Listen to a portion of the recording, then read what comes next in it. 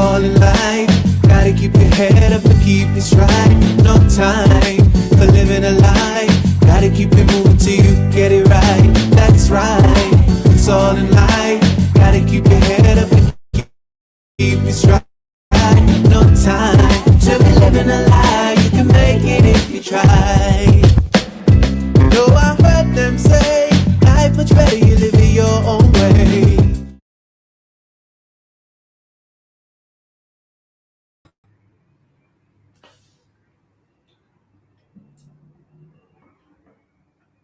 Greetings, and welcome. Today is the 26th of March, 2026, the last Thursday in March, for sure. Anybody want to dispute that? File an application or something like that. But that's my story and I'm sticking to it. I want to say welcome to Context Matters. Today we're going to be talking about protecting our youth, and that's in the context of talking about our future. That's in the context of talking about just basically setting the stage or setting the tone for recognizing more than anything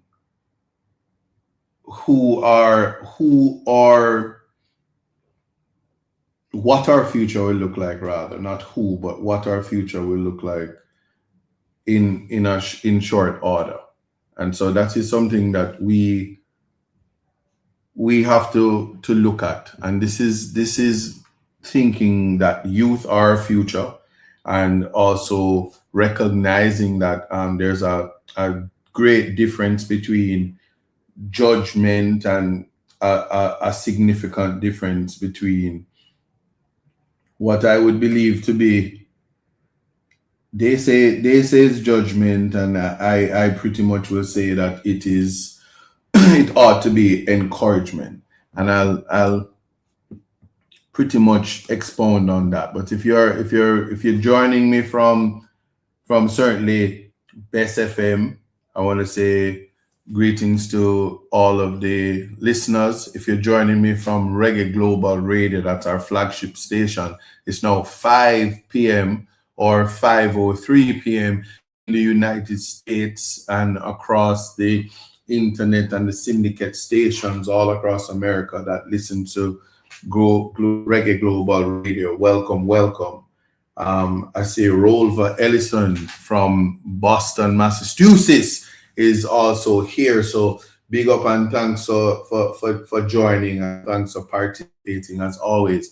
If you are joining from YouTube, as always, I appreciate everyone who is a part of the YouTube family. To my moderator,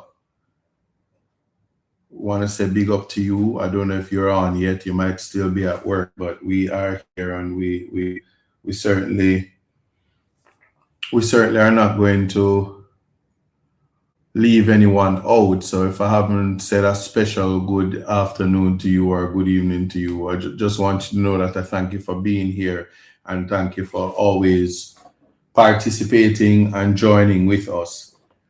Now, for those of you on TikTok, you know how it is. You know what we do. We say tap up the screen, share the live. Most importantly, it's a place where you can be informed, and we always appreciate those who are a part of the show. Now, again, many things are happening in the space. Let me tell you, there's a video circulating now of a schoolboy being taken down by police officers. If you listen in the background, the crowd was very much irate at the fact that the young man was not listening. We can have a conversation about whether the approach taken by the JCF was the correct approach in the modern dispensation, that corporal punishment is not one of the methods for punishing or restraining the youth, and what certainly the national policy is about child abuse, if that is the correct approach, or whether when youth is engaged with the law, the level of respect that would prevent that type of beating that I witness, um, is a conversation to be had. But again, in all our efforts and all our dealings with the young and dealing with the youth, all I can say and all I can hope for and wish for is that all I can say and hope for and wish for is that we ensure that we protect our youth at all costs. I'm seeing a message that says Long Bay need water. I don't know if Water Commission is aware that there's a water lock off. I have seen notices in relation to water. Certainly the last time I was there, water was there. So if there's a water shortage or something, I'm glad it's brought to my attention. And we will certainly look in. We will certainly look into it. I will say that respectfully. There is a process for the trucking of water. So if you're attached to the National Water Commission and you pay your water bill and you're a paying customer, they have a duty to provide water to you. If you're having alternative ways to get water, um, we can truck water through the office of the Member of Parliament, but of course we have to know where exactly and who would be trucking the water to. So for those who engage with the office of the Member of Parliament, please just bring it to the attention of the constituency secretary, as you have done with me, and I will be happy to let it be known so that you can be assisted. But we have to know who you are, and we have to know that you're from the constituency and that you're not just saying that because you want to be seen.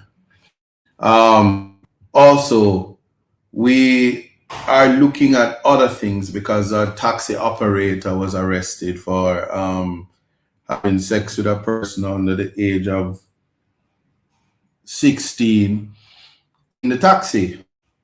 Then there was a taxi operator that was going speeding and unaliving a mother and also running into the daughter. I do not know the update on the daughter as we are speaking, but again, conversations about the health, safety, and well-being of our youth is of utmost importance. It's significant, and I'm while I try to flesh out the conversation, I want people to understand what I'm talking about when I said youth in this country or just all over the world. So youth, there is a certain age group that we consider youth in the entire world, and the Jamaica is a part of the world. So that's also important to know. So the age range for youth is definitely ages 15 to about 24. And when we talk about youth offenders, which I'm going to tell a short story on that, when it comes to youth offenders as well, 24 is the age where it's expected, certainly from the United Nations, that we see youth between 15 and 24. Although the definition is not universal, I want you to know that the Ministry of Education and Youth certainly has a different age group. In Jamaica, it goes all the way up to 29. So you can appreciate that when you're thinking about youth, or when you're thinking about somebody that is young, that the age that they go for, the age that they're looking at, I should say rather, is really that age of 29. So yeah, we look at that and we say, all right, this is the age. How should we be treating? So of course, a 25-year-old, like I said, me a big man and me a big woman, but really there's some developmental stages that we have to go through, and this concept, certainly Caribbean culture. Let me tell you, Caribbean culture have it that as soon as you reach 18, if you come out of the house and turn big man at that, big woman, and go find your way and all of that. But there's some developmental stages and processes and procedures that take place that will certainly get you to develop in such a way that when the maturity or the adult life doesn't consume you in your existence. I just want to make that clear, or bring that to your attention when we're thinking about it. But of all the things that's happening, I just want to share an experience with the listeners and give context to why I am saying this. Last week, I was in Parliament, and the budget debate has ended, and there was a walk back from the Minister of Finance in relation to the sugary drinks and its implementation. So there was a critique from the Honorable Mark Golding, Leader of Opposition, about taxing volume rather than sugar quantity in the drinks, if the policy was to deter the use of sugary drinks. Well, the the the aspect that I want people to know now is that the government listened. Government said they listened to the In fact, the Minister of Education said she listened to the the manufacturers, and that as a government who listens, they would not have this tax that would be completely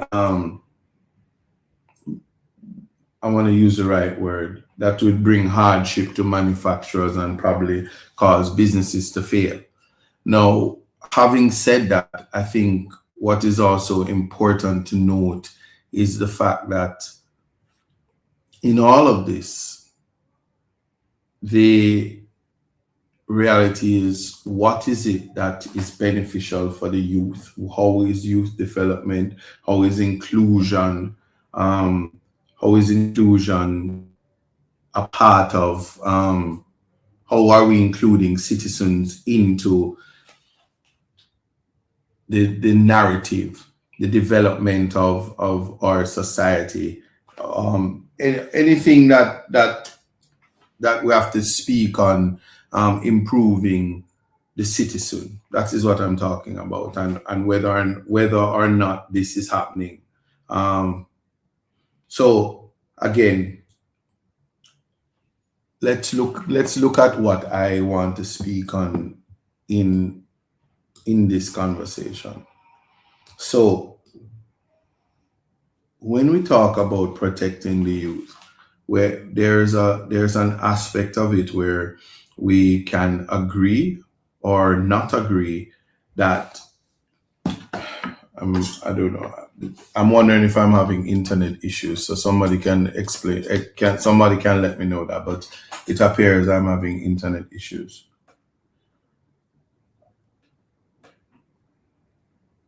So I just need some confirmation on that. Just type in the comments if that is the case. Am I freezing? Oh, they're saying no. Is all is well? Oh, somebody said yes, I am having internet issues. So let me try it this way. Let me do this.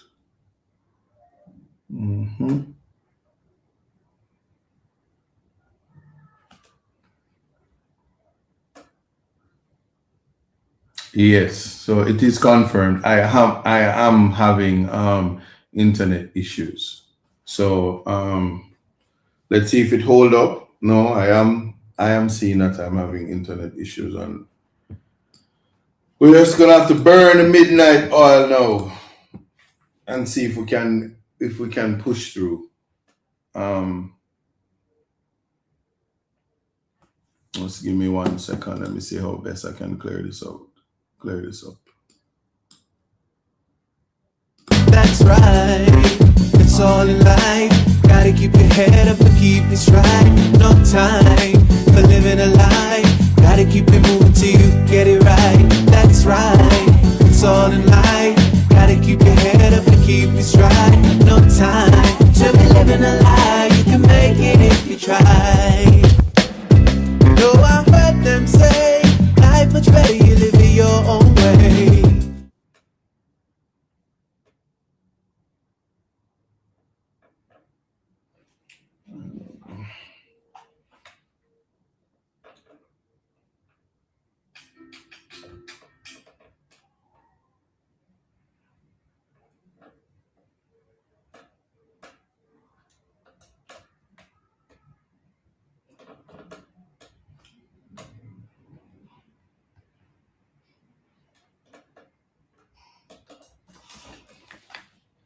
Mm.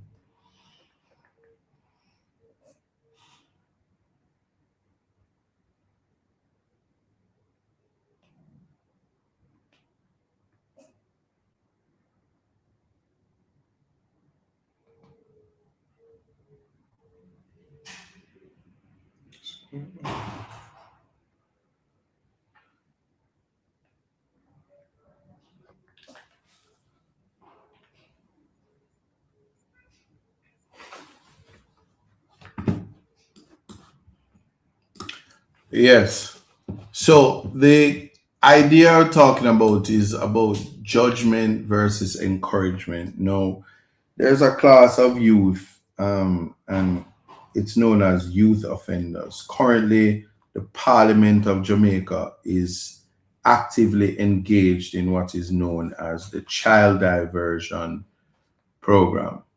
This child diversion program means that the child diversion legislation, the child diversion committee is actively reviewing the legislation with a view to improving, making it better, um, and expanding its reach to ensure that we do not destroy the lives of young people who have naturally run afoul with the law.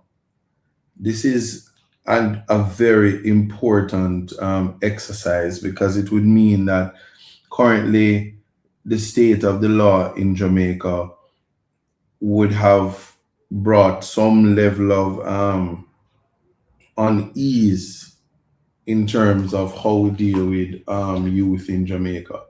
If you ask me, I would say that I think that um, child, which is in this situation up to 17 years old. And if you're talking about the age of criminal responsibility, it's actually 12 to 17 years old when it comes to interfacing with young people and having to deal with their reality. Now, I have to speak on this issue because whenever young people go before the court, and young people, as I said, youth in Jamaica is up to 29, but for the purposes of youth offenders and getting the benefit of youth offender directions, it's really up to 24. That's what the law says. So there's an assumption that when we're thinking of that, you know, protecting the youth, or trying to encourage the young people to be on a path of becoming the best versions of themselves, that the facilities, access to rehabilitation, to redemption, to reintegration, or prevention, that is a key thing, prevention. And I'm raising it because I can tell you, you know, we not all the time when things happen in court we're going to agree. I think that young people must be given the widest grace, the widest blessing, the widest compassion, the widest level of empathy, the widest level of encouragement, and that judgment should be the last thing when it comes to a heavy hand should be applied to youth. And so we treat them so differently that it would be unfair to those who are adults, and we should be criticized by the rest of the world that we light on our kids. I'm going to take it one step further to say that we should start to treat the youth of Jamaica as if they're white children, as if they're white children born and raised in England and America, first world status. um, Affluenza would be their defense when they go before the court, that we have spoiled our children so much. And this is not spare the rod and spoil the child. The state has already done that because corporal punishment is out of it. In my day, a teacher, my third grade teacher, had a Miss Simpson had a duster, and the duster was a missile. Now, the missiles that going on in the Middle East would not compare to how she would deploy this missile to get your attention and to have you shut up. Not to mention just the teacher's ability to manage the class. It's a little bit different. It's a little bit different now because one, teachers are not given the respect as teachers in the past. I think maybe because of the lack of the quality of salary and how the internet and the social media space has opened up our horizons to how to respect professions in a particular way or not. So I'm probably just putting that out to actually make that clear, because it is important that we understand that. So when we continue to look at it like that, here's where I'm getting at now, so that one doesn't say that I'm all over the place. I participated in a sentencing hearing yesterday. Not going to give all the facts of the case, but I just want people to have a small understanding of what it is that I'm talking about, so you see where I'm coming from.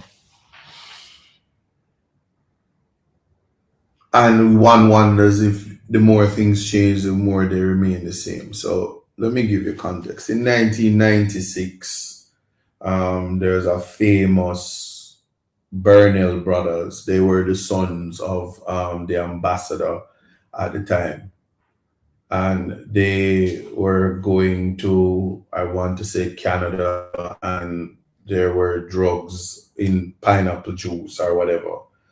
And there was another person who I guess they said was the mastermind behind it and whatever it is. But they were kids of up, they were sons of the ambassador, so they were not poor children. And at the end of the day, the court exercised, in my view, the correct judgment when dealing with youth offenders, notwithstanding that they went to trial. And then there's during that happening in the same 1996, there was a young man. I think his name was Buchanan. Can't remember his first name, but he found himself before the court and went to a trial. And at the end of the trial, the judge, with a heavy hand, fined him $1 million and 21 days in jail as a 17-year-old offender. And that was the judge's way of saying that this is a corrective measures by ruling with a heavy hand. And this is pure water. It's not $20 for the pure water. In fact, if you're drinking $20 water, I'll remind you that Water Commissioner was accused of having fecal matter in the water, and the water is not potable water. And so people must remember and exercise caution, because we only have one life, and it's not to be taken lightly. So we have gone away from the debates and the difference that there's no issue that gas a liter of gas is cheaper than a liter of water in this country, no matter how you flip it and reverse it. If you're drinking water that is $20 or less, you're probably drinking water that will make you end up with E. coli and other things. But let's leave it at that. So the young man was fined $1 million and 21 days in 1997, after 96, 97, thereabout. And young Buchanan was given the heavy hand of the law in 1996. And judges, in all their wisdom, will do what is best for the offender to ensure that their lives take a certain trajectory. So sentencing, I want people to understand, and I'm speaking for classes of people who youthful exuberance, they say, is wasted on the youth. But sometimes you don't understand that when you go before the law, it is your first time, not just for you, but also for your parents. So your parents don't even sometimes possess the wisdom to give you the best course and the best advice as to the way forward. But as juveniles, as young people, you realize that the police need permission from your parents to talk to you. So when you see them arresting a young man and beating him and kicking him, them parents need to get them parents so them can question him and get to the bottom of whatever the issue, the situation is. It's a certain level that we need to understand. And once again, the actions of one set of officers is no reflection of the quality of officers that are formed that's a part of the JCF. In fact, I would have met today in St. Thomas at the Paul Bogle Vocational Institute, its opening and its career day. Some officers, multifaceted, multi-talented. They play the saxophone, the guitar, the bass, the drum, the whole band, an entire band, and the quality of music is reminiscent of them. Could have backed the entire Reggae Sunfest or one of the more modern shows to show you where we are with the JCF in terms of talent and quality. But let me get back to what I'm saying now. The objective of sentencing is clear. A judge must find out what ought the proper penalty be. So in the case of the Queen against, or no, the King against Sergeant, but it would be the Queen because at the time it was the Queen.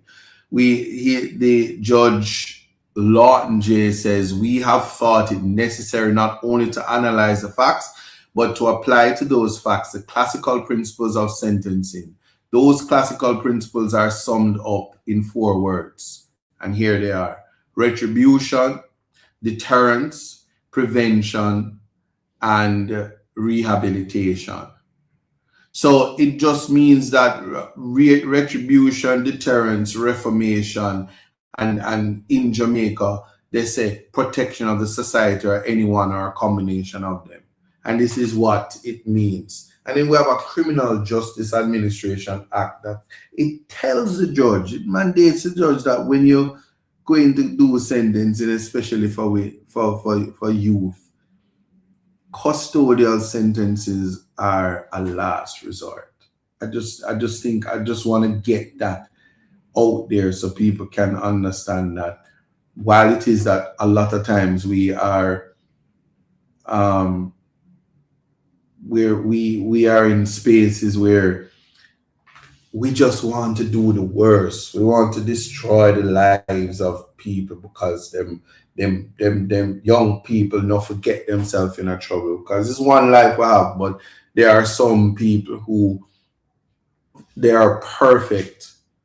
They don't even accept that Jesus was convicted of a crime and put on a cross and sentenced to death. They don't accept that Jesus had a trial and that the trial resulted in his guilt. He didn't plead guilty. He went to trial. And at the end of his trial, he was put to death and they executed him. We don't have the death penalty now, but that's the harsh hand of the law. But the perfect beings feel that you should never get in trouble. So the judgment is wicked, the judgment is harsh, and the encouragement is not real.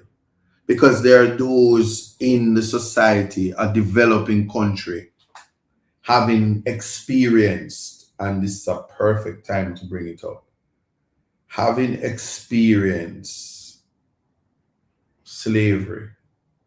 And I'm speaking about the genetic transference of the slave experience.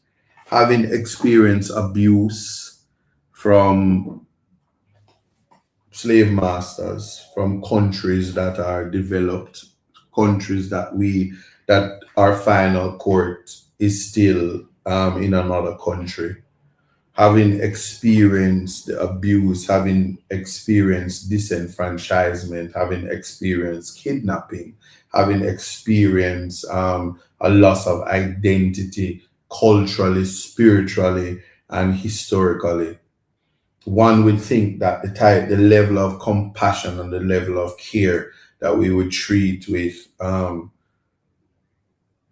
young people who are finding their way. I'm not even going to make a case for older people, for adults, but for young people, right? I think that it is important to really try to find that out, and pay attention to it.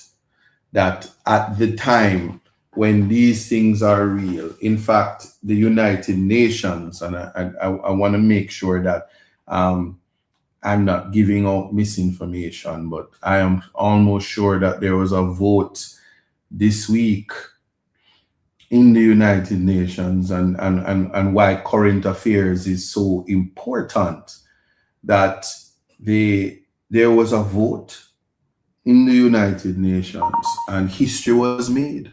I am happy to say that history was made, and to buttress my point so that I am not trying to wing it. I'm going to share the aspect of what it is that I am trying to explain to you today. And I think recorded vote has been requested. We shall now begin the voting process. Those in favor of the draft resolution A/80/L48, please signify. Those against and those in abstention. The Assembly is now voting on draft resolution A/80/L48 entitled Declaration of the Trafficking of Enslaved Africans and Racialized Chattel Enslavement of Africans as the gravest crime against humanity. Will all delegations confirm that their votes are accurately reflected on the screen?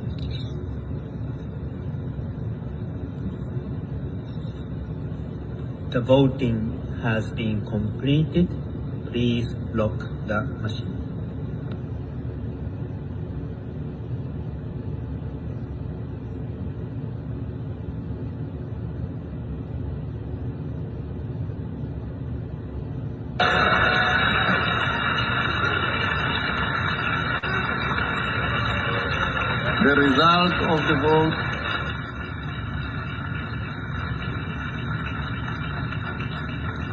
The result of the vote is as follows.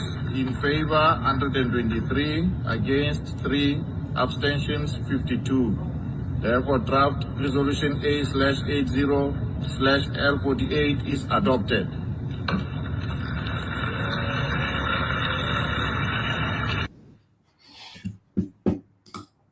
Right. So to be clear, I'm sharing this because there are 3 countries which actually said no. 52, if I was correct, or 53 countries abstained. 52 abstained, and 153 said yes. An overwhelming majority. So the United Nations General Assembly passed the resolution declaring the trafficking of enslaved Africans and the racialized chattel enslavement of Africans as among the gravest crimes against humanity. So this historic vote marks a significant step forward in the global pursuit of truth, accountability, and reparatory justice. For generations, communities across the African diaspora have carried the weight of this injustice. And on the day that they voted, the world would have taken an important step toward acknowledging that truth. This is significant. I don't want people to just let it just fly by because it's not making the rounds, and I don't know if people are aware.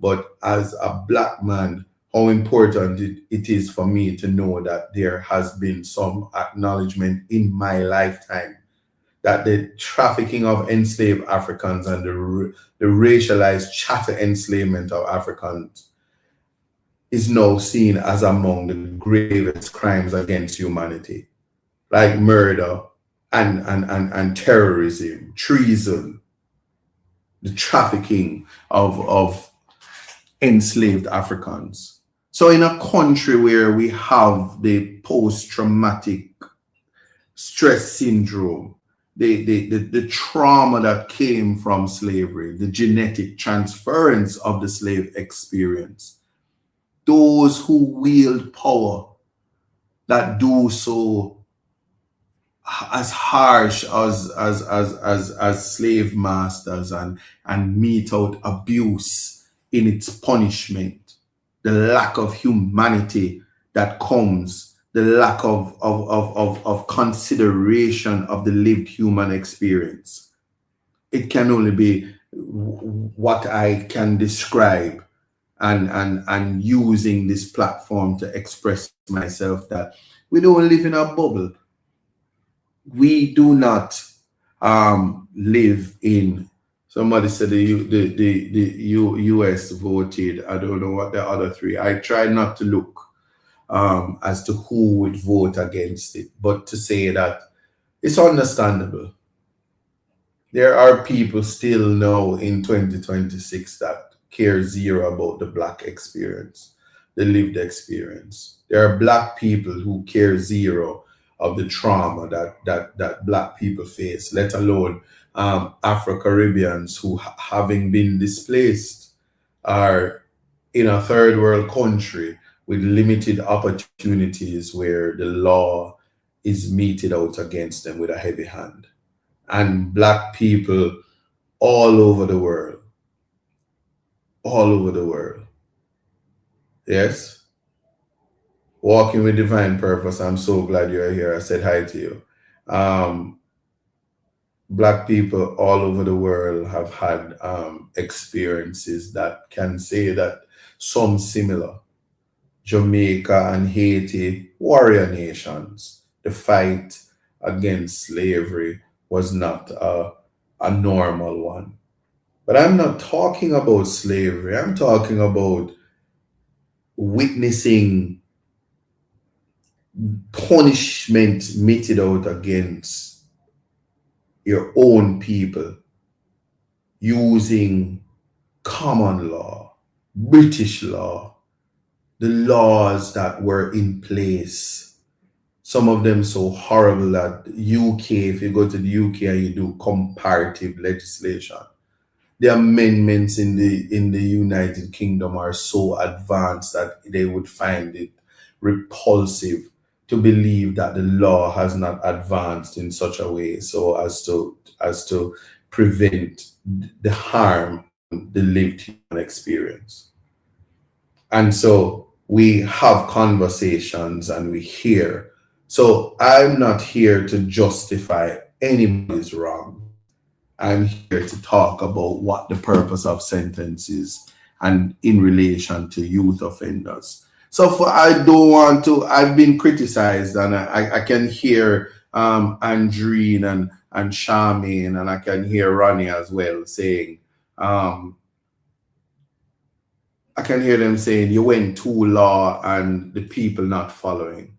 But sometimes the people have to have an opportunity to be exposed to the law and the language, to have an appreciation of what goes on in the courts and to know that the internet X is not the space and the court of public opinion and the justice, because even when the judges are heavy-handed, depending on who it is, the people on the internet feel that it is not enough.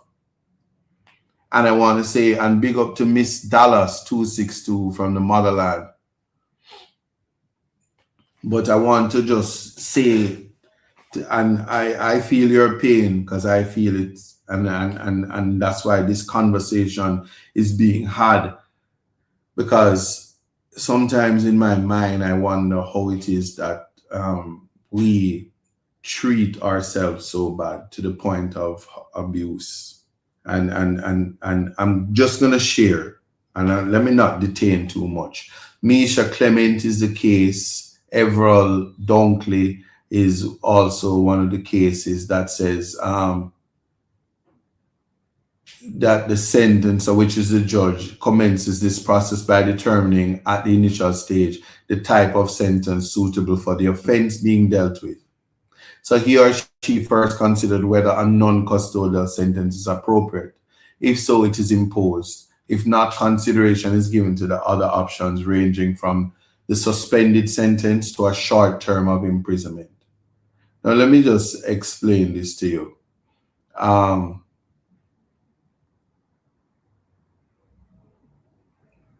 You have restitution, you have fines, and you have suspended sentence and consideration. And I'm only talking about youth offenders now. So how people want to deal with big people, go ahead. But it's one life that we have, and when people make mistakes, my father said, experience teaches wisdom, and that's how you learn to survive. I learn by my mistakes, and good times I won't forget. You won't forget the bad times either, but sometimes the bad experiences and the lived experiences shapes who you are and cause you to be, your life to have a lot more meaning. I can't speak for anybody else, but I am a youth offender. And if not for my life experiences or lived experiences, I don't think I would be where I am today. Or not, I don't know, but I know that maybe where I am today, I wouldn't have compassion and empathy, understanding and sympathy, and I wouldn't find the urgency to ensure that somebody else's child don't experience the hardship that I would have experienced. And then when we're talking about sentence, remember, there's no comparison to first world countries. First world countries have federal prisons and prisons that are more opulent than the richest person living in a third world country.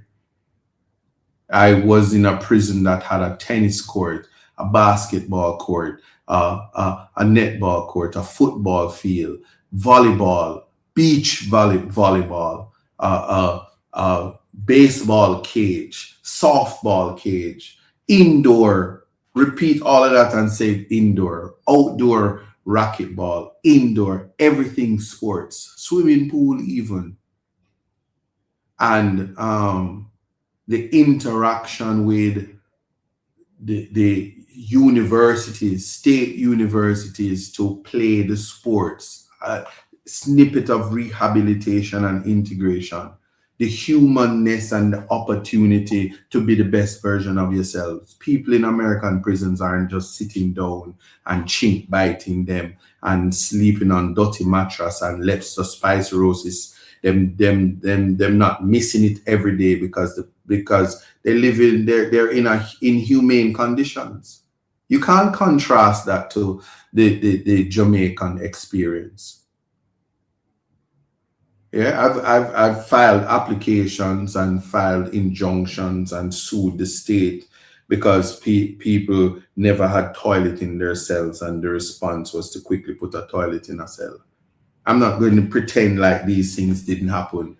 And some people might not care because they say, if you can't do the time, don't do the crime. If you don't like the rules, find another school. And there are some people who Their righteous, self-righteous indignation is just unimaginable. They don't make mistakes. They don't even miss the offering in church. And they ensure that every Sunday they get the grape juice and the bread, the flat bread. And they're perfect. Not even Jesus' slippers as good as them. And the hem of God, Jesus' garment is could never be compared to them. They are the sons and daughters of the Most High. And that's why Jesus ended up on the cross, because they were before him. And I'm just putting it that way. Now, the criminal justice, the CGRA, Criminal Justice Reform Act, Section 3.1, it speaks about where the person has attained the age of 18 years, is convicted in any court on any offense, the court, instead of sentence such person to imprisonment, shall deal with them in any other manner prescribed by law. That's what it's still saying, it's still saying that you can give them non-custodial sentences. And you have to look at the individual, not just on the society. And I'm leading up to something, and I'm mindful of the time, but I'm sharing with people so that they understand. So I'm not even going to go to the starting point, and I'm not going to do the calculations. That's in the purview of a judge. But I'm telling you, even when sentencing is being had, because the sentencing guidelines require you to also look at the individual. Persons before the court are not just numbers, right? You're not just a number. You're not a case number. You're not a file that needs to be disposed of in a time so that statistics can look good, like the murder statistics in Jamaica. Once murder is down, the statistics is good, and people are happy about that. But the lived human experience, no good, and lives destroyed, and no concept of rehabilitation and reintegration. No concept that the hard labor you speak of is in inhumane conditions, and nobody has tried to ratify the Mandela rules because they know that it probably is going to cost too much. And so the breaches of human rights and the violations that take place is saying that, but we're doing our best. So it must be demonstrably justifiable to take somebody's child and put them in a dog kennel, and then people are okay with it. We're a third world country. We're trying. We don't expect to have prisons like in America. We're developing. So while we want to open urban centers and don't have tenants, or don't have the tenants timely, and time can pass, and while we want to have bypass and highways and make people homeless in the process so they can be a burden on society, and hopefully they'll commit crime so the police can unalive them because they were challenging and no longer escaping in nearby bushes. That's understandable.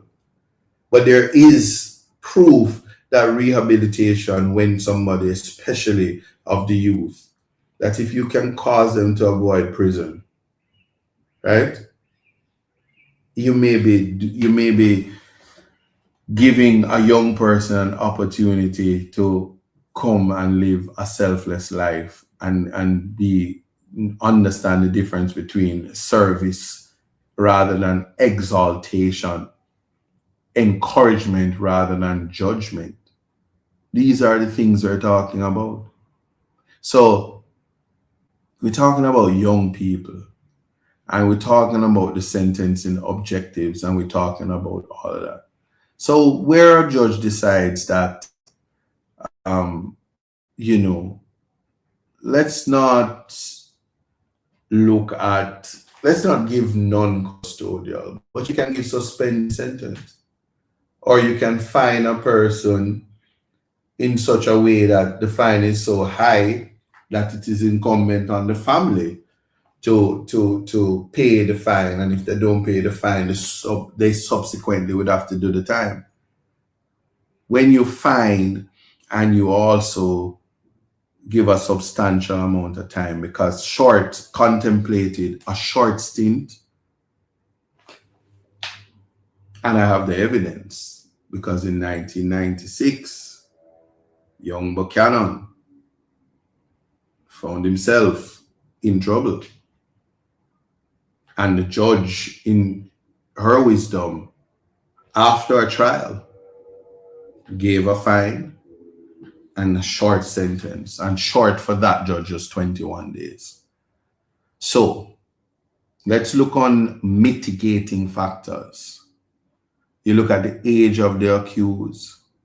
So that means the accused is still young and impressionable, understanding that the crime of drug trafficking creates victim, the concept of social agency, the United Kingdom and the forefathers of law understood that people could be duped and tricked, and the people who benefit are most erudite. Justice Sykes, in a case called Fowler,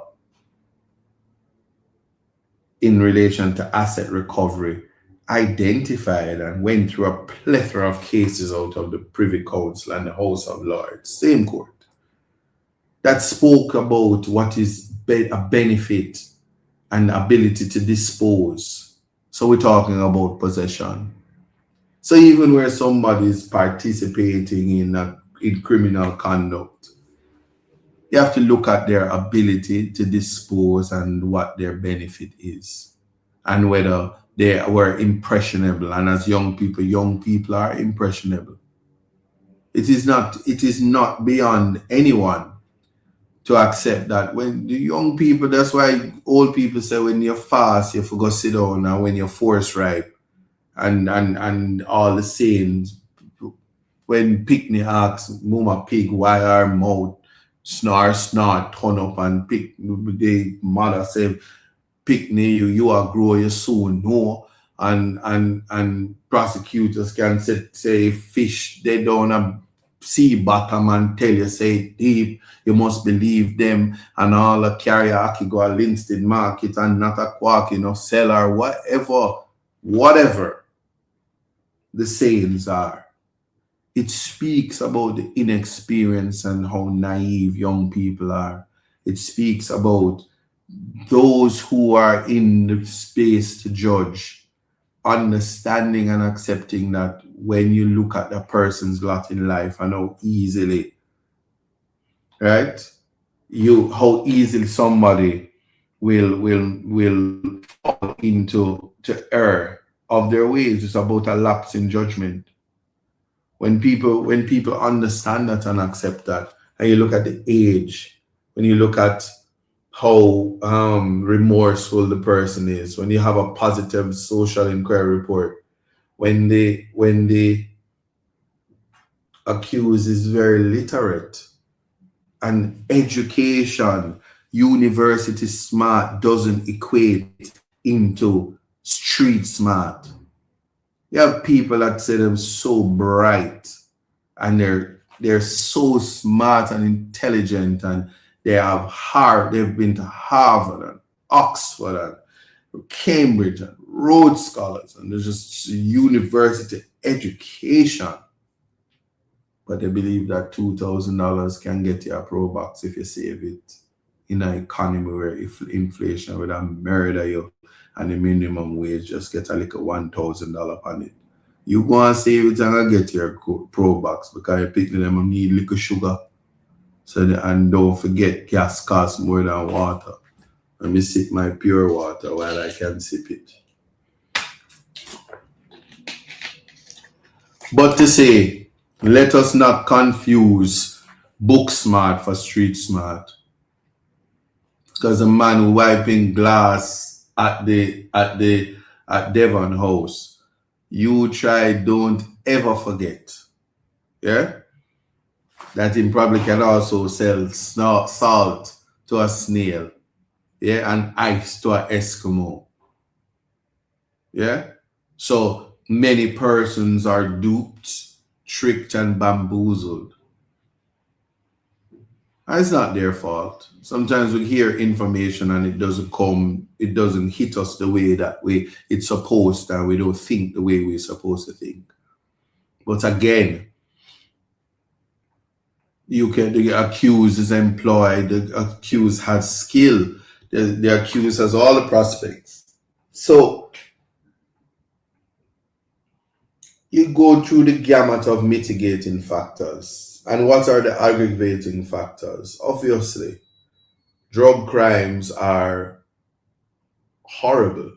If it wasn't horrible, the president of the United States and its military and its international policy wouldn't be blowing up boats in Venezuela and St. Lucian waters and across the Caribbean for the war against drugs. So we know the impact. Where I will disagree is when somebody says that you are responsible for persons who are addicted to drugs, because those who sell alcohol is not responsible, and those who sell cigarettes is not responsible. And there was a time when in the 80s there were Jamaicans and Caribbean people who were going to prison for marijuana for 40 and 50 years. And now the biggest distributors of marijuana is a man in the UK, and then whoever is in the United States and out of Canada where it's legalized, but in Jamaica it's decriminalized. So the conversation when it comes to addiction and all of that, not justifying anything, but to say that where the blame lies, again, the House of Lords and the Privy Council. And one wonders why the final court is there, because they decided these issues when it came to Kennedy 1, Kennedy 2, Kennedy 3, and where culpability and causation lies when it comes to drug use, overdose, and all of that. So America changed their song and dance when white kids, which is why if you follow what I said, and how white people treat their youth and the defense of affluenza. And I'll just leave it simple. When a young man is growing up and he goes to Toys R Us and he says, Mommy, can I get a toy? He says, no, Kurt, you can't get it, go. And he gets a tantrum on the ground, and she says, okay, buy him the toy, and he gets his Thundercats, and he get Lionor and Chitara, and he get Tigra, and he get Momra. So when them team up, them beat up Momra. Thundercats, if you don't know. And him do that, and then him become 18, and him driving, and him listening to Drake, and him think him is Vanilla Ice, and then him pull up in the club, and the bouncer say you can't get in, and him get him Range Rover, and him just reverse it far back, and him press the gas and run in and just run over everybody who stand up in the club line, and him says, y'all ain't want to let me in. Then he shows up and he gets bail, and then he has a defense, and his lawyer gets up and says, Kurt really is having a bad time because his mother is rich and she gave him all the Thundercats toys in his life, so he's afforded defense of affluenza. And the judges say, I agree, Timmy can't be charged for murder, it has to be manslaughter. And then they go, and because Timmy's future is bright because he's going to go to Harvard, he gets a suspended sentence for unaliving by virtue of manslaughter 30 people. That's how the concept is. So it is when they had the other types of drugs, fentanyl and all of that, and it was the white people who were affected. Yeah? You will appreciate that, yes, they would take another approach. But we're at the commercial break, so we're gonna take that 5 minutes and we continue the conversation, and you'll see where I'm going. I'm taking my time so nobody can say that I was unfair to the social commentary. It's all in life. Gotta keep your head up and keep it straight. No time for living a lie. Gotta keep it moving till you get it right. That's right. It's all in life. Gotta keep your head up and keep it stride. No time to be living a lie. You can make it if you try. No, I heard them say life much better you live it your own way. Recorded vote has been requested. We shall now begin the voting process. Those in favor of the draft resolution A/80/L48, please signify. Those against and those in abstention. The Assembly is now voting on draft resolution A/80/L48 entitled Declaration of the Trafficking of Enslaved Africans and Racialized Chattel Enslavement of Africans as the gravest crime against humanity. Will all delegations confirm that their votes are accurately reflected on the screen?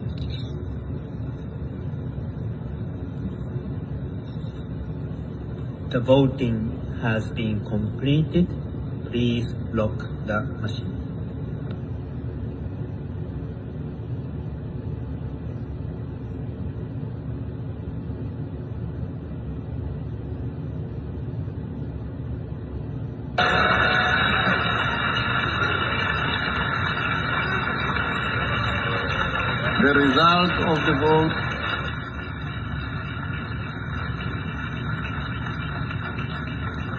The result of the vote is as follows.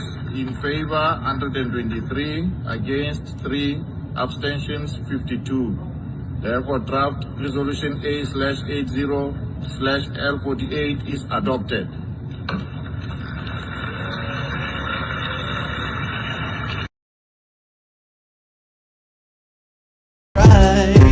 It's all in life. Gotta keep your head up and keep it stride. No time for living a lie. Gotta keep it moving till you get it right. That's right. It's all in life. Gotta keep your head up and keep it stride. No time to be living a lie. You can make it if you try. No, I heard them say life much better you live it your own way.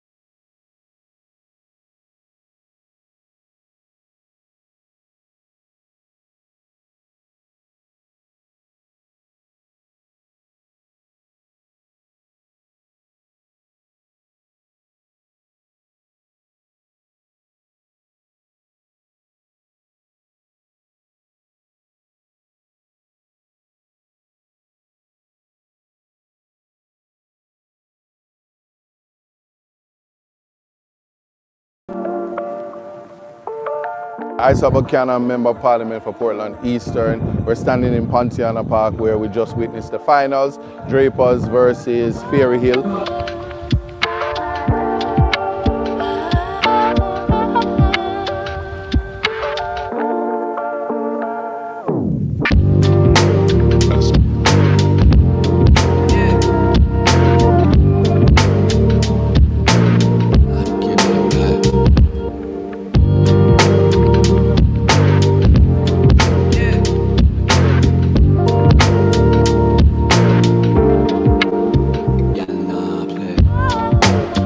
Fairy Hill took home the win.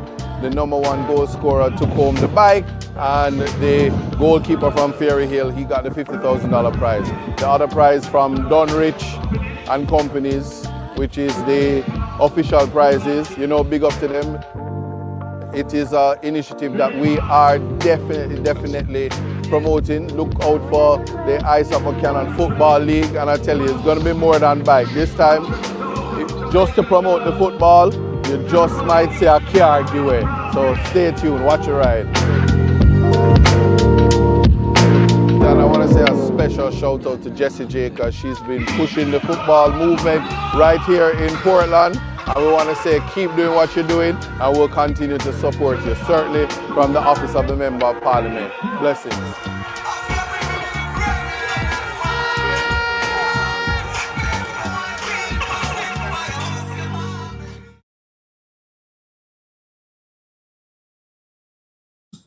All right, thanks for joining me. You are tuned into Context Matters, and the date is March 26, 2026. We are now on the second hour. And before, if you're just joining me, we're talking about protecting our youth, our future, and that's judgment versus encouragement.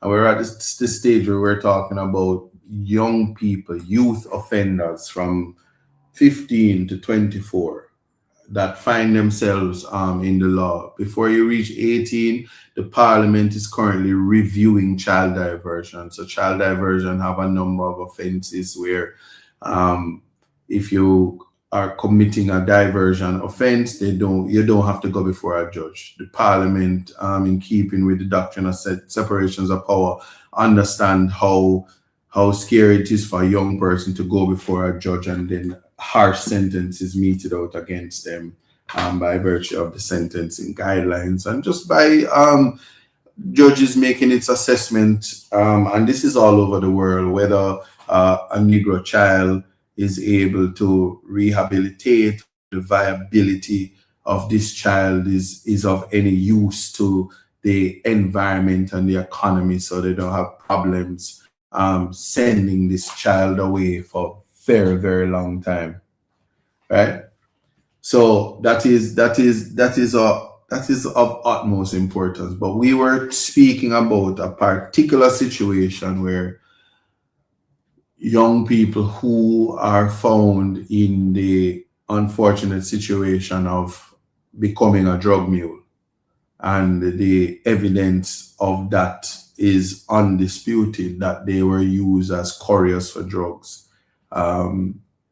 Young, sometimes not even from this country, they could be from England, and they come to Jamaica and then they're duped, and possession, judge in the wisdom finds that there is possession, whether agreed or not, then comes to the issue of sentencing.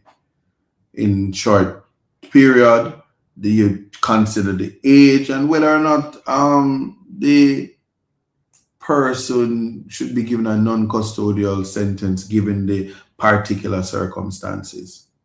So when a judge says, I'm giving you a short sentence to shock you, 9 months is not short. In fact, 9 months, I can tell you, if you get 9 months and you're a female, you could have had a baby and delivered the baby in 9 months. Let alone, imagine being a young mother, 4 months, a 4-month-old child. The child is breastfeeding. The child is showing signs of complications. So learning to breastfeed has not ever had formula or any alternative ways to feed. And a part of sentencing is to rip you from the child for 9 months. Because you see, 9 and 4 is 13. So the next time the mother sees the child will be a year. And if they can't pay the fine of probably $1.5 million, then another 6 months to that. So 18 months before you see a child. Good conduct notwithstanding. And just whether or not enough contemplation is given to ensuring that you don't destroy the life of the young. And the whole parliament should reconsider how we treat with youth offenders up to 24, and whether or not we want productive citizens and productive members of society, so that when young people makes mistake, when they make mistakes, how will the court encourage them to go back on the pathway to becoming the best versions of themselves? And that this conversation it may be a sensitive one, or it may be a controversial one.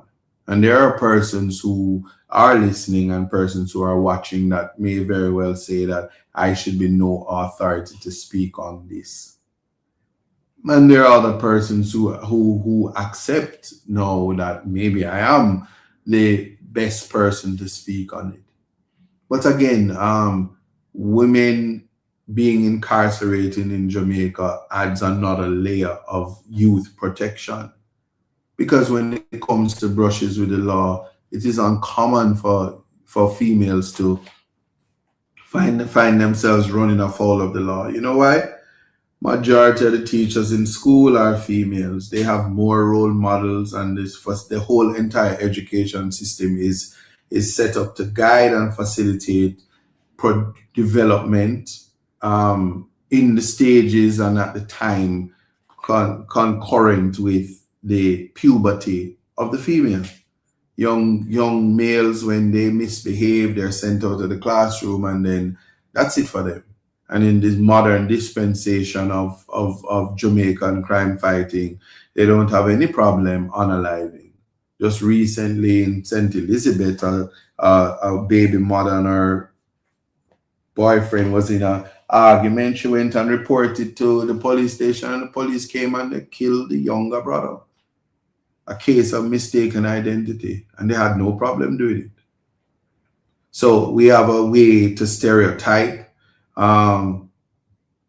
We have a way to just seek and destroy. It's almost like in every profession these days, everybody plays the silver surfer. You have to destroy lives and communities to bring your point across, because the value, the capitalization of the human potential, there's a duty for those who would have already made it in life to suppress that and to destroy that. So I don't know what it is that we're looking for. So it doesn't mean that I am right. It just simply means that it could quite possibly be a need to offer protection to the youth of the country in spaces where persons are only worried about the administration of justice and the books and the statistics, and have gone away from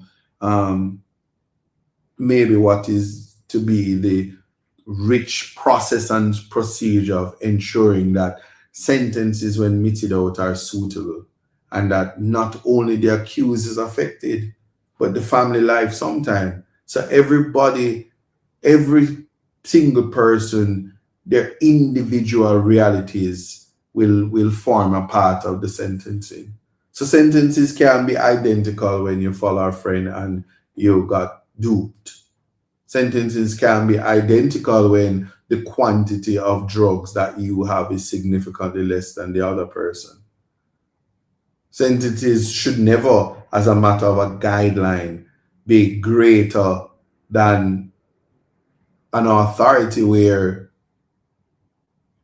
somebody else who is also similarly situated at a youth at that who had more larger quantities than you was given less time, or because you're not the son of an ambassador, or you're not the son and daughter of people who are opulent. So there's no compassion left in sentences because of your lack of standing in life. I don't know. Or it could very well be that many factors are involved.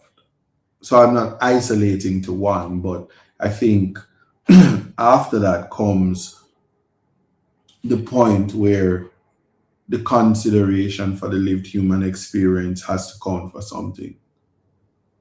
Sentencing oftentimes also including to ensure that you're not harming. So that's why as soon as you get arrested, they want to know your background. For instance, in this country, when males have sex with a person under the age of 16, once that young girl becomes pregnant, the court changes its tone, because to send the offender, so oftentimes the youth offender, to prison for a very long time, it would mean that the child is going to be punished as well, in circumstances where there was consent, but the consent was not legal by virtue of the incapacity of the child to give consent. I'm only raising it to say that it is situation ethics, which is the teachings of Jesus Christ. Every situation is going to call for a different result. I am hard pressed to see how, when sentencing a mother, and then in fact when you're sentencing is in the wisdom, because I know of a case where a young lady was in the military and she was pregnant and she had the baby, and they allowed her to pump her breasts so that she could provide the nutrition for the child. There are significant complications that can be caused by a lack of breastfeeding, So nobody feel like Similac baby are going good.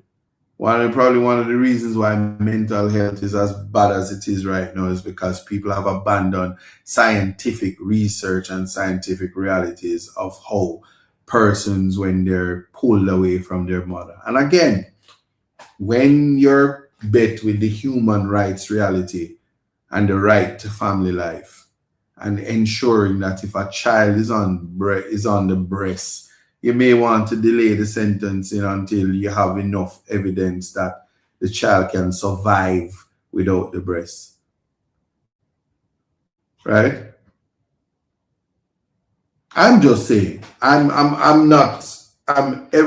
I'm not a judge, so it is not within my wisdom, the considerations. What I am is a human rights attorney, and know that if I wake up next week and hear that the child dies because there was no milk and nothing was in place to ensure that the child was given milk when the mother is lactating, then one wonders. I don't know. So I have the conversation to say that what are the considerations and what are the human rights considerations? Because as I tell you, I'm a black man, so I'm well aware that for some of us, we might have been in Barbados, and then our mothers, or as in our foreparents, having had the baby, they just take the baby and just carry it to another plantation, and they may end up in Jamaica or Haiti or St. Vincent or whatever. I don't know. So pulling and ripping a mother away from the child is reminiscent of the slave experience. And there are some human rights implications. And I'm telling you, it's difficult to make the argument and tell the United Kingdom and the other first world countries that you must give reparations when the conduct remains the same in the country that you live in. So you can tell me if I'm wrong.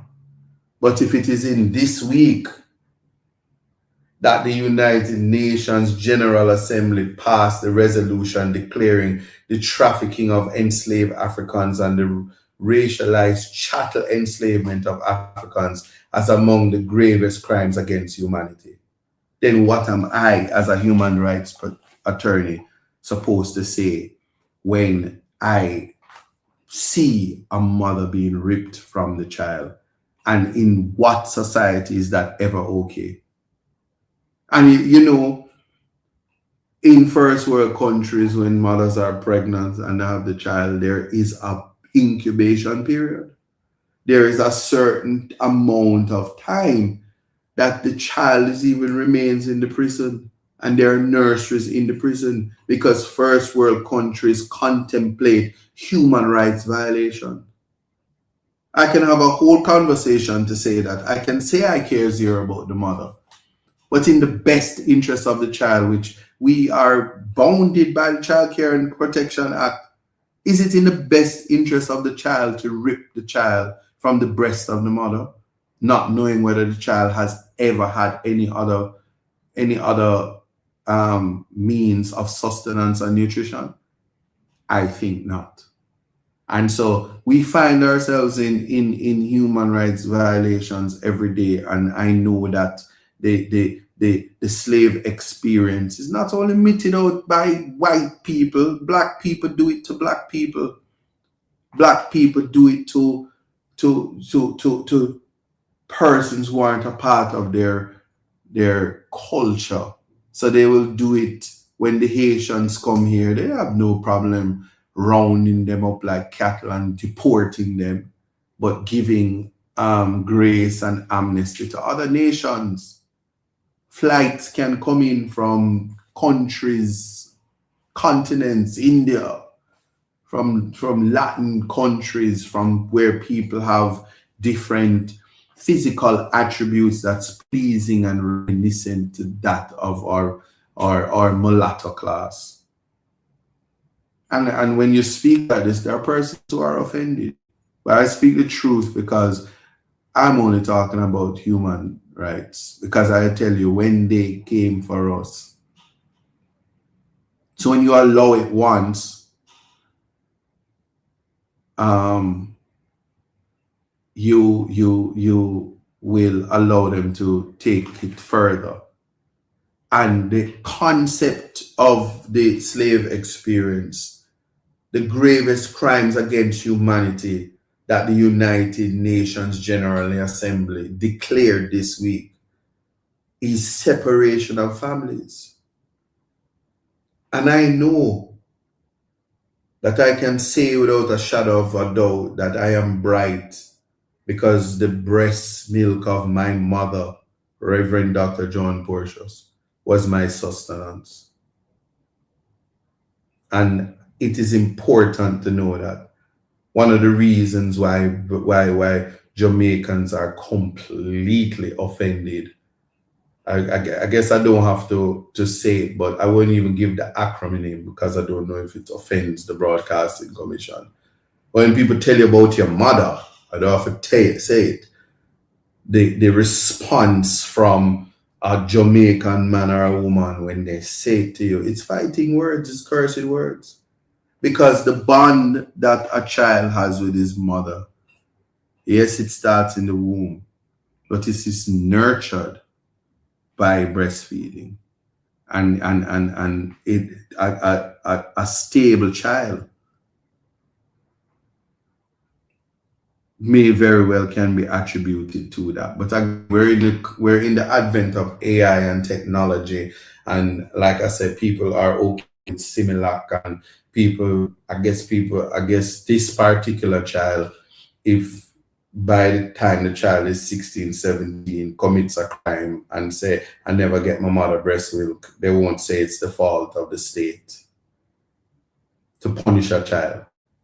So I'm having the conversation to speak about why context matters, and that even at the stage of sentencing, some of the hardest things, the complications, because when you're a breadwinner, when you are responsible for keeping things together like a businessman, one of the considerations is whether or not when you send somebody to prison, if the business are going to close down. Especially when it's on a murder the person commit. They didn't commit one of the recognized crimes as the gravest crimes.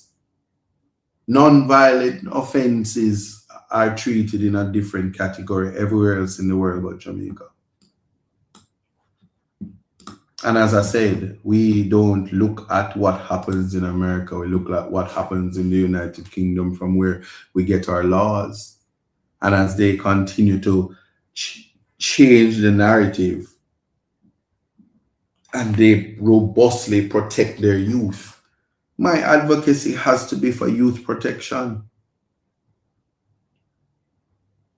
Certainly, I'm mandated as the opposition spokesperson on youth, but to share that with you and to say that context always matters, because we have to look at the picture as a whole and not just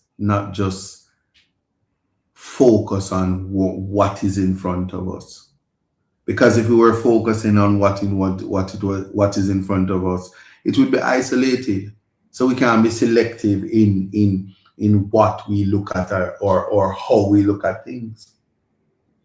And that will be what my conversation is, that in this time when we're talking about shock value and awe, that we don't disrupt lives to the, especially when we have the evidence that persons are suffering from mental depression, um, post-traumatic stress, um,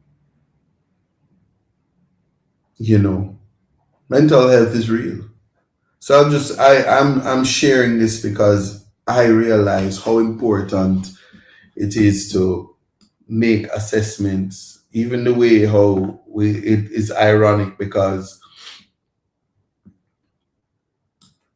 women treat women the worst.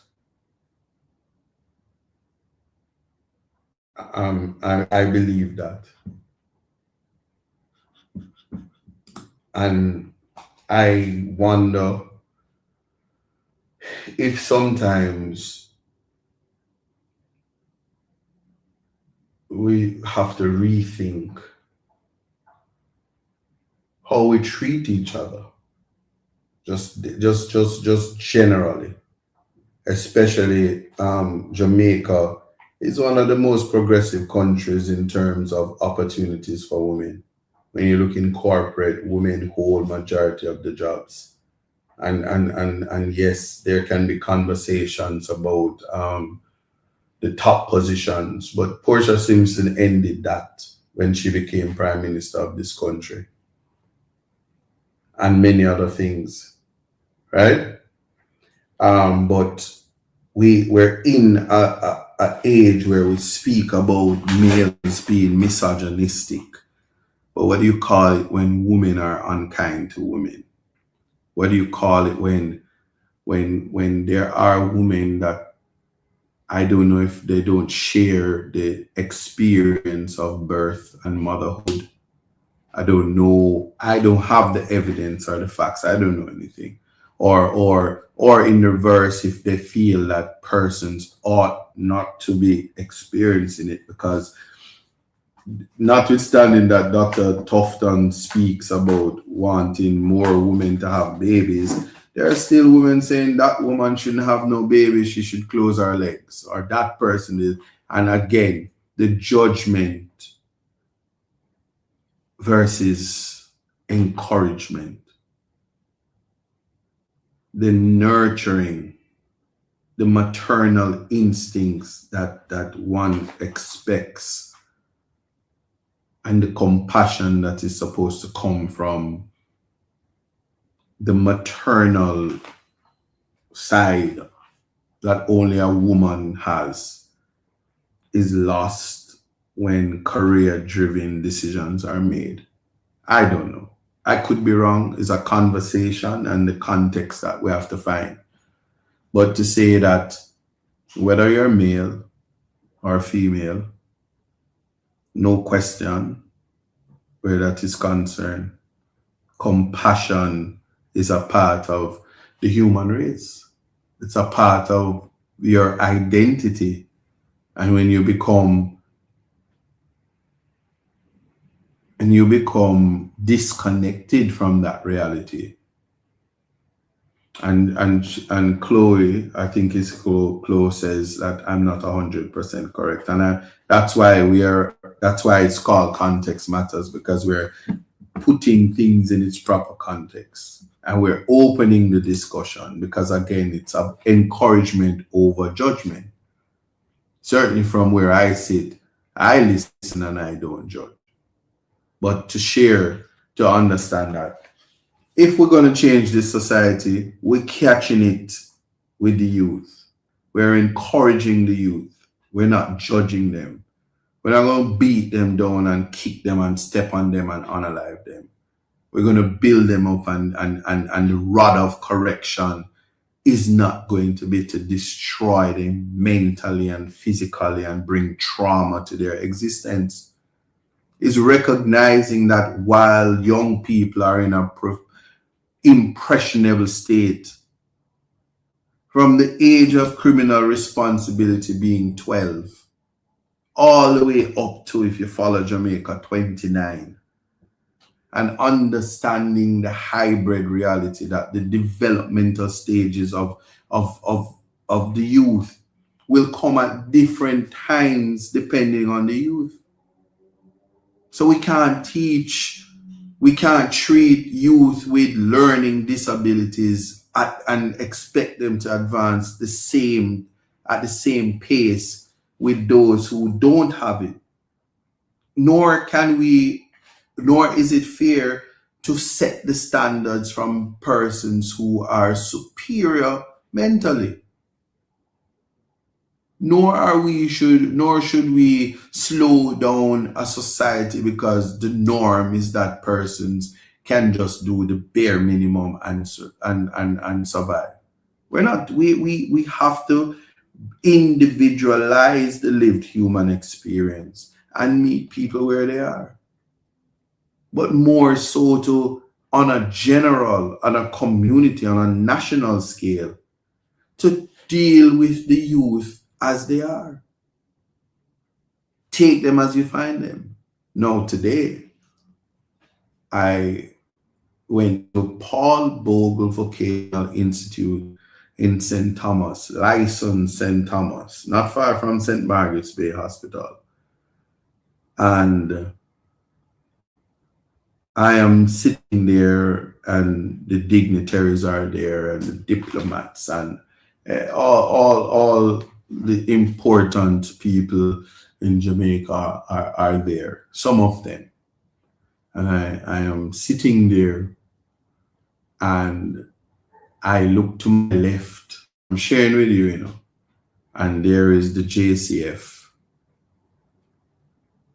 All of the talent, it's not all, because we know say them all over, but a talented cohort sitting down as the JCF band. And Mr. McDonald does his rendition of Heal the World, Michael Jackson Heal the World, and him on him saxophone. Super talented. So me remember him name? Because him talented. And before that though, there was a young man, Mr. Heslop. See, I remember his name. And he says, your voice matters. Shy, but remember his lines and executed, and he is poised to greatness in the future. But then there were two memorable students, a young lady and a gentleman, and they were singing. The shyest two set with some beautiful voices. And I had to make a joke to myself and say, all this time me had the music, I wonder why me can't bust. Now me know, because I'm not talented like them. Naturally, God-given talent sounds so beautiful. And it caused me to speak about what I was speaking about last week, identifying the human potential and capitalizing on it wherever it's there. So if you're walking on the road, or you're in Price Mart, or it's a stoplight, or you're in the supermarket, or you're in the haberdashery, or you're in a bus, or you're in your car, or you're there one stage show, or you're in the doctor's office, or you're there, anywhere you're there, on the beach, on the river, on the bank, and talent comes your way in whatever form, you are to identify it, and there must be a place so it can be capitalized on. And that is the reality. So when the Vocational Institute was opened today, officially renamed the Paul Bogle Vocational Institute, a community institute that partners with Heart to bring vocational skills. And they had their job fair to expose students from the eastern belt. That's the eastern side of Jamaica. So St. Mary, Portland, St. Thomas in particular. So you must know that my joy when Happy Grove, Fair Prospect High, and Port Antonio High was present to participate in this function. But whatever I was going to say when my turn came, God made sure that I spoke after the young people did their performance, and it sparked something in me to keep this context matters talking about protecting the youth, because youth are everywhere. and whether we're honing on their skills and we're ensuring that they're guided and identifying their talents and their attributes early, regardless, because the young lady and the young man, and you'll see their videos, and whenever I get it, I will share it. But these two, they are on the spectrum. So they are special needs kids with awesome talent, and the staff at the academia in St. Thomas is certainly, I'm sure of it. They have ensured that they are honing their skills. They're improving on them and giving them platforms, notwithstanding their learning disabilities, and hearing the beauty of the voice that came out of these children. What can we do but protect our youth? They are our future. What else could we do? So judgment should be the last thing that we think about when we're talking about youth. It should be encouragement. So youth who run afoul of the law while they are figuring life out. You have adults who are figuring life out. You have adults who never figure their life out. And I just have to say, that is something that we have to look at.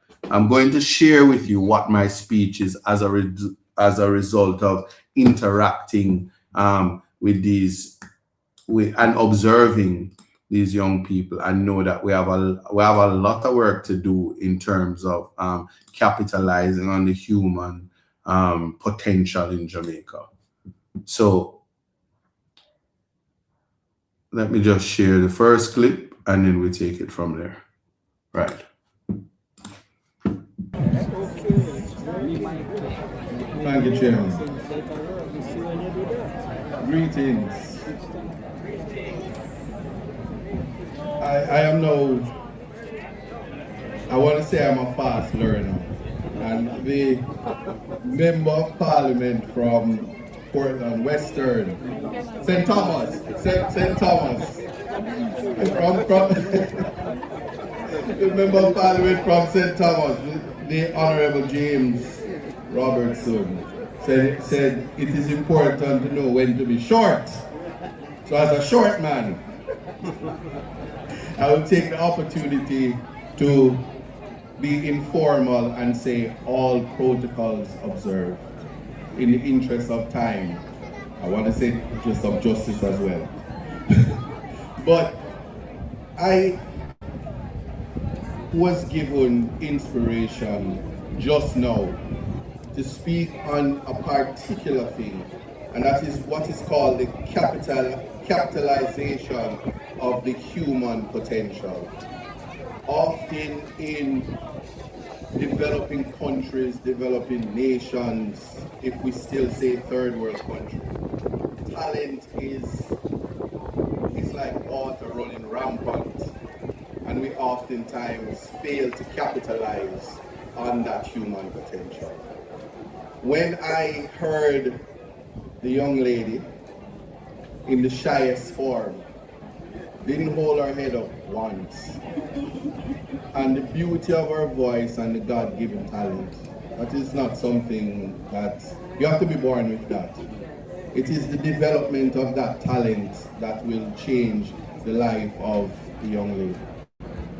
Then when I saw the young man who says, I don't want to be up here, I don't want to dance. And as an artist that went double blast for about 20 years in my life, never had a hit record. And I was wondering why, but then I heard his the effortless beauty in his voice, the potential and the talent. I think we have discovered the next Nigel boy. I want to say that, and I look forward, maybe with the help of the JCF band, which also have a lot of multiple talented persons, aside of the JCF that oftentimes is not promoted. Music is a part of our culture, it is a part of our identity.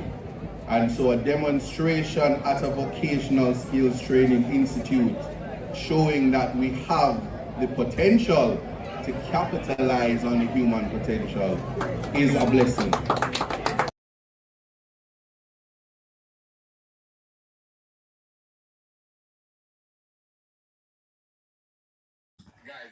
Right. So that's just part one. Let me share part two now, guys, so you can just get an idea of the rest of the speech.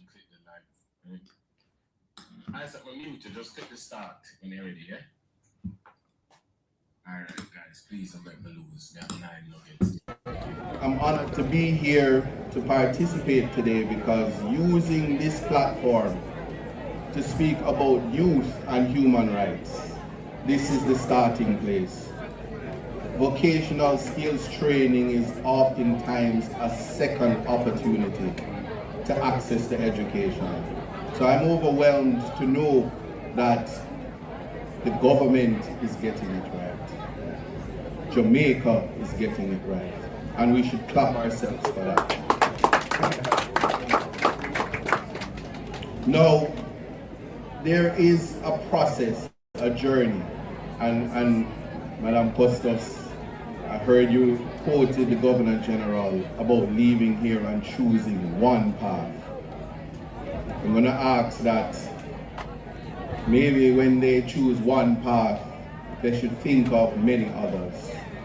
Because in a globalized technological society, a world that is driven by AI, even though we didn't hear the young children use auto-tune and all of that, it is important to not drop your eggs in one basket. And seeing the opportunity for tiling, farming, carpentry, all of that, and also a platform to reintegrate into university life, tertiary, vocational skills training is an opportunity to be set back on the pathway to going to tertiary institution, the formal education of having the bachelor's and the master's and hopefully the doctorate if you go that far. The letters which to many are so important in recognizing the voice that the young man told us earlier that we were to use because your voice matters. So in that vein, I'm also happy to know that Port Antonio High, Happy Grove High, and Fair Prospect High traveled all the way from Portland Eastern to participate, signaling that access to further education is not just a geographical location where if it's not in your parish, if it's not close to you, you won't have that opportunity. Looking forward to further partnership and through government and through ambassadors are here, through nations that can assist the human potential of our youth is what will drive the change in Jamaica. We must continue to develop, nurture, protect them. When they run afoul of the law, the JCF is here. Child diversion is a tool to ensure that they get back on the path to education, because I can tell you I would not be standing here today if education wasn't proof that it is the catalyst and platform to a changed life and opportunities endless. So I'm happy to be here and want to say thank you for listening to me, and certainly we will support the youth in all their endeavors, music, sports, and certainly education, a combination of which forms part of the Jamaican identity.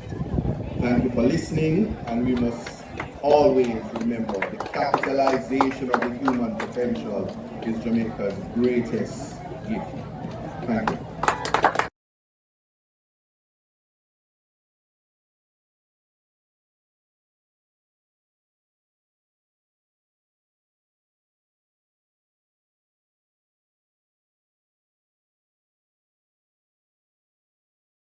Yes, it's not just a situation where we are just sitting down and having conversations about protecting our youth. There are many things that's happening in Jamaica connecting the dots and setting the right context to ensure that we give the future of Jamaica the best opportunity to become the best versions of themselves. And if they run afoul of the law, there's child diversions from 12 up to 17 for certain offenses. But also recognizing that youth expands far beyond age 17 up to 24. You know, they say youthful exuberance is wasted on the youth. And I wonder sometimes if it is a case where that's not believed anymore. Because if that is so, we have to look into that reality. For if it is, which I believe, that youthful exuberance is wasted on the youth, it also means that we have to exercise grace, we have to exercise patience when watching the development of the youth. There are very few people that can say, I am my parents' worst child, but I am my parents' best child, possibly. It simply means that mistakes of the past don't define your identity. You don't live in the past. How you move forward and how you get over, because the world has said to us for many years that we should forget about that slavery even existed and we should move on. So seeing the United Nations declaring that one of the most atrocious crimes in humanity was the enslaved Africans and the racialized chattel enslavement of Africans. It's one of the greatest crimes against humanity. And we can't participate in causing our youth who was not around for that to experience the type of hardship and the unnecessary derailing of a worthwhile future, of potential that a country fails to capitalize on because we have process and procedure that puts the lived human experience into numbers and statistics. That is my complaint today, That is my complaint today. So I have made no criticism against judges. I've made no criticism against the justice system. I can only speak of what ought to be. For what it is a far cry from what it ought to be if we are to want Jamaica to be a part of the world where human rights and development of the human commodity is a real thing. I can't speak for anybody else but to say that the voiceless, and if I'm to follow Mr. Heslop today, that says that my voice matters, then I'm going to use my voice to remind people why context matters. And I'm going to use my voice to advocate for the children of this country, the youth of this country that nobody listens to. That when mistakes are made is when they come and say, oh, you must have been raised by pigs and animals. Reminiscent of the book Animal Farm, because one wonders what it is that we are doing for the future of our country. And again, I'm going to say this. Practice is far greater than theory. We must remove all the fanciful niceties. Performative development cannot benefit a country. Performative sovereignty can never develop a country or improve the lives of the people. Performative justice is a farce. It's criminal. And while all of these things are taking place, we have one duty, and that is to protect the youth. And the Child Care Protection Act says that every single citizen has a duty to report when a child is being harmed. So if the police kick up a teenager, report it to Indicom, no matter how bad the teenager is.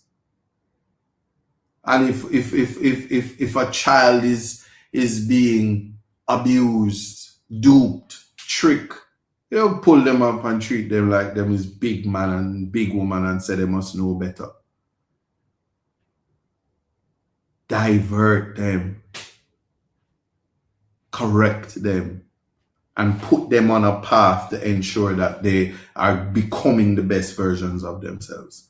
I have the conversation, because you see, if I never had extraordinary parents, me would have worthless. There is no excuse on the face of this earth. So for those who live in theory, I live in practice because I live in reality. So I can have the conversation about what I'm talking about. I can speak about youth offenders and tell you the youth offenders of yesterday can be the member of parliament today. They can be the lawyers who advocate before the highest court of the land tomorrow, if they are given the platforms, the access, the opportunity, the corrective measures, rehabilitation where necessary, child diversion as a part of rehabilitation, corrective measures to maximize and capitalize on the human potential. I'm going to repeat these things every time and every opportunity that I get. Because in all of this, while we're talking about the youth, they have human rights too. And if we go around violating their human rights and destroying their right to freedom of expression, muting their voices, depriving them of family life, depriving them of the development years, when everybody knows the importance, even a child who is, imagine, absentee father, let alone an absentee mother. Children who were raised by their grandmothers, yes, they're extraordinary, but a lot of them miss their mothers and fathers. I can tell you, being raised in a family where I had my mother and father, I have brothers and sisters that didn't have both. And all I could say to them, even now at 45, is nah, nanny boo boo, because you just never get to have both of them. Because when my mother said no, I just tell my father and say, walk to him and say, Mommy, no, act right. And say, yo, warm to her. Those who never had the both, when you don't have both, you don't get the ability to interact. And when my father no act right, me tell my mother just defend it for me. So we have these conversations where there's not everybody get to say, I thought the world was built of straw and built by my mother. And where was one of the time that while people was calling 911 or 119, me call my father for everything. And people used to say, you think your father gonna protect you forever? No, it is I who protect my father, allegedly. But just appreciate that that's the beauty of life. And if God bless you to have your parents long enough, then that's a blessing from God, and you thank God for that. But for those who didn't get that, it doesn't mean that their lives can't be extraordinary. Because we are from the villages. And when they say it takes a village to raise a child, you have to have the right village. And we have to remember that it was not by accident, it was by design. And I'm going to repeat it, that the United Nations General Assembly put to a vote and passed a resolution declaring the trafficking of enslaved Africans, racialized chattel enslavement of Africans as among the gravest crimes against humanity. It is a historic vote recognizing by many nations that what happened to Black people was unfortunate and unacceptable. We have to remake the villages. Yes, I have sisters, beautiful sisters, extraordinary sisters.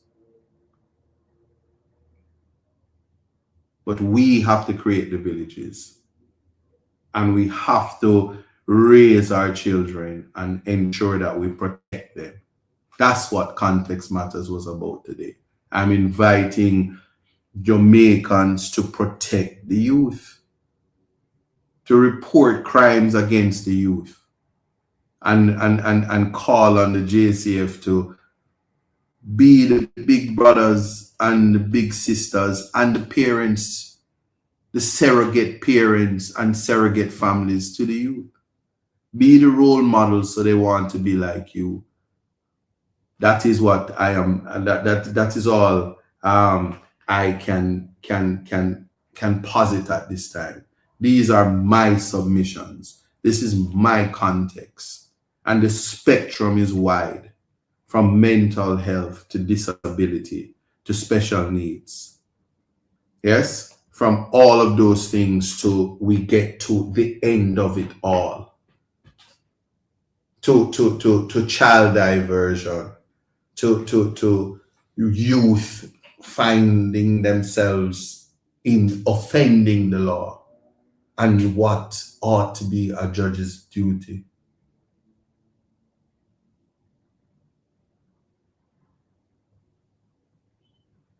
But while we have the conversation and while we continue, I will just say to you that I thank everybody for listening. I encourage everyone to participate and know what's happening, not only in your parish, not only in your constituency, not only in the Caribbean, but the world, not only in your country. We are connected globally through the internet and social media and through technology. As we use it, remember that, well, Whitney said it, I believe the children are our future, so you teach them well and let them lead the way. Show them all the beauty they possess inside. Give them a sense of pride to make it easier. And, you know, you let the children laugh. You can't bring pain and harm to children. We are to support and encourage them. And that is where I will leave it today. We have started the tablet drive in Portland Eastern again. And as I continue to advocate for closing the gap, the technological gap, which is a personal mission, I invite persons to join me on that. There is a GoFundMe and a Zelle. I invite you to use it, or you can reach out to me inbox. It's a tablet for each child in Portland Eastern. We've already gotten 3,760 plus tablets because the government gave us 10. And we will complete our mission by the end of this year. I'm very confident about that, and thanking the diaspora in advance. So see you guys next week when we will have the April conversation. Easter is on the way. In light of the government's position on sugar and what its effect on people, we'll have the conversation about bun and cheese next week and its place in a society that's changing its habit. Blessings, everybody. And I see you guys next week. That was Context Matters. Yep.